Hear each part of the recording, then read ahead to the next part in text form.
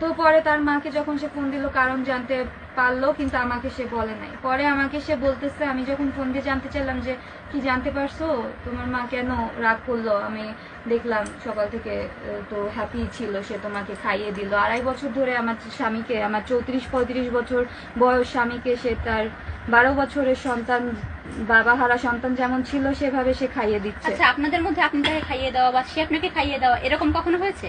বা তার মায়ের জন্য হতো না, কখনোই না? কখনোই না। এটা খুবই কমন বিষয় নাকি? আনলাম একটা খাবার, আমার ওয়াইফকে খাইয়ে দিলাম, কখনোই না। আপনি আপনার হাজবেন্ডকে খাইয়ে দিলেন, কখনোই না। তার মায়ের জন্য হতোই না। আর খাবার, সে তো তার মাকে মিথ্যা বলে না, কখনোই বলে না। সে তার মায়ের সামনে আমাকে খাইয়ে দিবে, তার মা সহ্য করবে নাকি? কখনোই না। ইভেন আমি একটা ভালো খাবার রান্না করলে সে বলতে পর্যন্ত পারতো না। একবার বলছে যে বা আজকে রান্নাটা তো ভালো হয়েছে, তার মা খাইলই না। সে খাওয়ার সময় থেকেই রাগ, মানে খাবার অর্ধেক খেয়ে উঠে চলে গেল।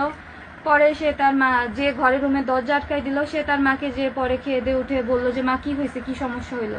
সে বলতেছে এত বলার কি আছে, ঘরের বউ রান্না করবে এটাই তো স্বাভাবিক, ভালো রান্না করবে না তা কি বাইরের মহিলা এসে ভালো রান্না করে দিয়ে যাবে? দেখুন, 1 মিনিট, আমি বারবার পজ দিচ্ছি এই কারণে, কারণ আজকে সুস্মিতার যেটা হয়েছে আমরা কখনো চাই না সুস্মিতা বলে কেউ সুইসাইড করুক, এটা আমরা কখনো চাই না।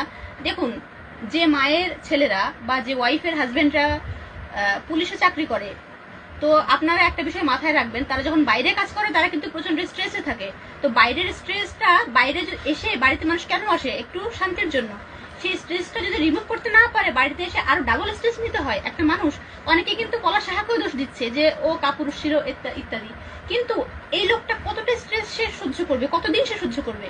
এর আগে, বিয়ের আগ পর্যন্ত সে একা ছিল, বিয়ের পরে যখন দুজন হয়েছে সে কিন্তু দুজনকেই ভালোবাসে, কিন্তু তার ভালোবাসাটা সে দেখাতে পারছে না তার ওয়াইফের প্রতি। একটা ওয়াইফের যে এক্সপেকটেশন তার হাজবেন্ডের প্রতি, কিন্তু সে সেটা যে ওপেনলি করবে সে পারছে না।